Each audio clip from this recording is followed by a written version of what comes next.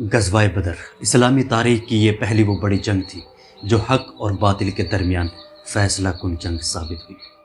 مکہ کے مشرکوں نے ہمیشہ مسلمانوں کو کمزور ہونے کی وجہ سے ظلم و ستم کا نشانہ بنایا۔ ظلم یہاں تک بڑھا کہ رسول اللہ صلی اللہ علیہ وسلم اور اس کے ساتھیوں کو مکہ چھوڑنے پر مجبور کر دیا گیا، اور رسول اللہ صلی اللہ علیہ وسلم کو مسلمانوں کے ساتھ ہجرت پر مجبور ہونا پڑا۔ رسول اللہ صلی اللہ علیہ وسلم مکہ کو چھوڑ کر مسلمانوں کے ساتھ مدینہ تشریف لے گئے، لیکن ہجرت کے بعد بھی مکہ کے مشرکوں نے مدینہ پر حملے کی سازشیں رچنا شروع کر دی۔ مسلمان جانتے تھے کہ مکہ کے مشرک مسلمانوں کے خلاف حملوں کی سازشیں رچ رہے ہیں۔ اس دوران مسلمانوں کو معلوم ہوا کہ مکہ کے مشرکوں کا ایک تجارتی قافلہ شام سے واپس آ رہا ہے، جس کی قیادت ابو سفیان کر رہا تھا۔ مسلمانوں نے اس قافلے کو روکنے کا ارادہ کر لیا۔ مسلمان اس قافلے کو اس لیے روکنا چاہتے تھے کیونکہ اس قافلے میں وہی سردار شامل تھے جنہوں نے مسلمانوں کو ان کی زمین جائیداد اور ان کے کاروباروں کو چھوڑنے پر مجبور کیا۔ اور اس دوران جب رسول اللہ صلی اللہ علیہ وسلم مسلمانوں کے ساتھ ہجرت کر کے مدینہ آ گئے تو اس کے بعد بھی یہ مکہ کے قریشوں کے سردار مسلمانوں پر حملوں کی تیاری کر رہے تھے۔ مسلمانوں کا ارادہ تھا کہ اگر قریش کے اس قافلے کو روک لیا جائے تو ان کی جنگ کی تیاری اس سے کافی متاثر ہو سکتی ہے اور ان کی اقتصادی یعنی اکنامک کمر ٹوٹ سکتی ہے۔ لیکن مسلمانوں کے ان ارادوں کی خبر ابو سفیان کو پہنچ چکی تھی۔ جب ابو سفیان کو معلوم ہوا کہ مسلمان اس قافلے کو روکنا چاہتے ہیں تو ابو سفیان نے راستہ بدل لیا، اور اس راستے کو بچا کر ابو سفیان کا یہ قافلہ مکہ پہنچ گیا۔ لیکن قریش نے اس خطرے کو بہانہ بنا کر ایک بڑی فوج تیار کر لی۔ حملے کی تیاری قریش پہلے سے ہی کر رہے تھے، لیکن مسلمانوں کے اس قدم کو مشرکوں نے ایک مضبوط بہانہ بنا لیا جس سے سبھی مشرکوں کو مسلمانوں کے خلاف جنگ پر آمادہ کیا جا سکے۔ ابو سفیان نے مکہ کے قریشوں کو بھڑکانے کے لیے ایک چال اپنائی۔ اس نے راستے سے ہی ایک زمزم غفاری نام کے ایک شخص کو مکہ بھیج دیا، اور اس نے مکہ پہنچ کر وہاں کے سرداروں کو بھڑکانے کے لیے ایک ڈرامہ کیا۔ اس نے اپنے اونٹ کی ناک کاٹ دی اور اپنے کپڑے پھاڑ لیے، اور چیخ چیخ کر اعلان کیا کہ اے قریشو، تمہارا قافلہ خطرے میں ہے، محمد اور ان کے ساتھی اسے لوٹنے کے در پہ ہیں، فوراً نکلو اور اسے بچاؤ۔ اور یہ اعلان مکہ کے قریشوں کے لیے ایک جذباتی جھٹکا تھا، کیونکہ اس قافلے میں قریش کے بڑے بڑے سرداروں کی دولت لگی ہوئی تھی۔ قریش نے 1000 پر مشتمل ایک بڑی فوج تیار کی، جس میں 600 زرہ پوش جنگجو، 200 گھوڑے اور 100 اونٹ شامل تھے۔ بظاہر ان کا ارادہ قافلے کو بچانا تھا، لیکن ان کا اصل مقصد رسول اللہ صلی اللہ علیہ وسلم اور اس کے ساتھیوں اور مدینے پر چڑھائی کرنا تھا۔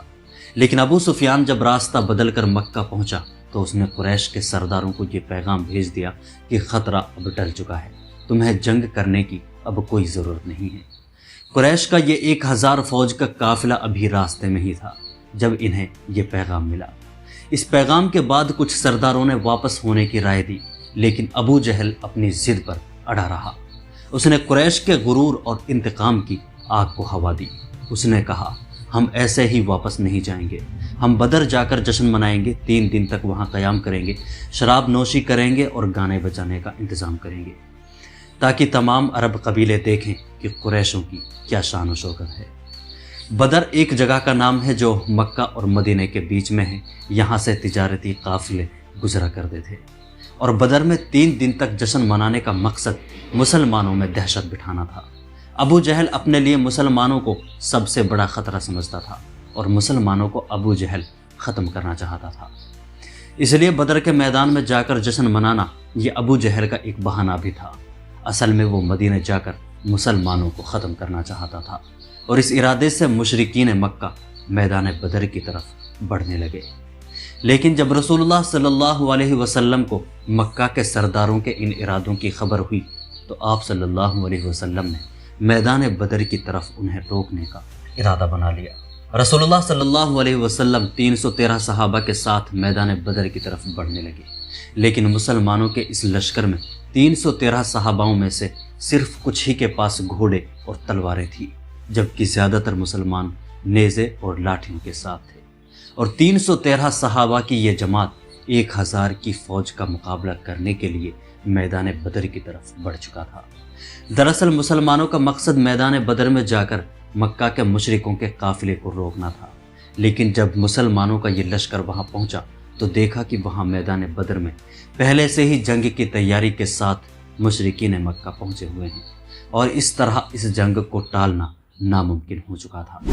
जंग से पहले मुसलमानों को देखकर मक्का के कुछ सरदारों ने मक्का के मुशरिकों को मुसलमानों के साथ जंग लड़ने से मना भी किया। उतबा बिन रबिया ने मक्का के सरदारों को मशवरा भी दिया कि हमें मुसलमानों के साथ जंग नहीं करनी चाहिए, हम वापस मक्का चलते हैं।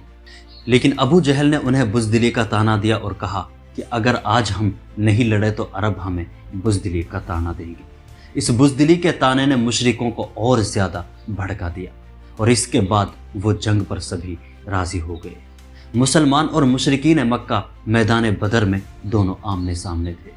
जंग शुरू होने वाली थी। अरबों का एक रिवाज था कि जंग शुरू होने से पहले आमने सामने से एक दूसरे को चैलेंज किया करते थे।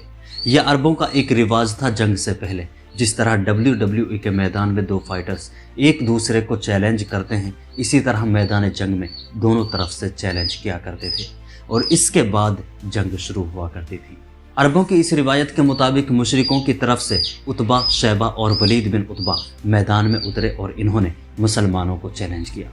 मुसलमानों की तरफ से इसके बाद हज़रत हमज़ा, हज़रत अली और हज़रत उबैदा बिन हारिस रज़ी अल्लाह अन्हुम मुकाबले के लिए मैदान में उतर गए। हज़रत हमज़ा और हज़रत अली ने फ़ौरन अपने मुखालिफिन को कत्ल कर दिया, जबकि हज़रत उबैदा ज़ख्मी हो गए और इसके बाद दोनों फौजें आमने सामने से एक दूसरे से टकरा गई। इस जंग में अल्लाह ताला ने मुसलमानों की गैबी मदद फरमाई और मुसलमानों की मदद के लिए फरिश्ते नाजिल किए, जिसका जिक्र कुरान पाक में भी है।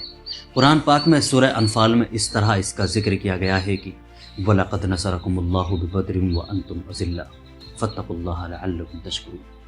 और बदर के दिन अल्लाह ताला ने तुम्हारी मदद की, हालांकि तुम कमज़ोर थे, बस अल्लाह से डरो ताकि तुम शुक्रगुजार बनो। जंग बदर में मुशरिकों के पास बड़े असलहे और अच्छी खासी ताकत मौजूद थी और मुसलमान तादाद के साथ साथ हर तरह से कमज़ोर थे, लेकिन इसके बाद भी मुसलमानों को फतह नसीब हुई।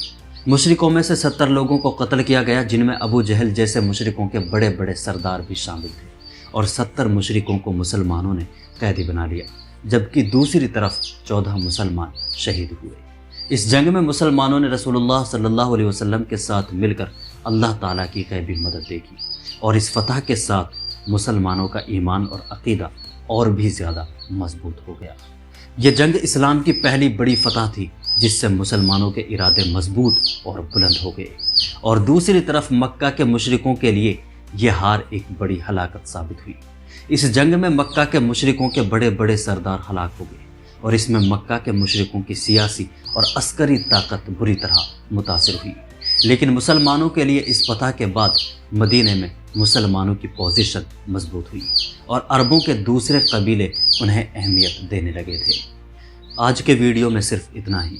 अल्लाह।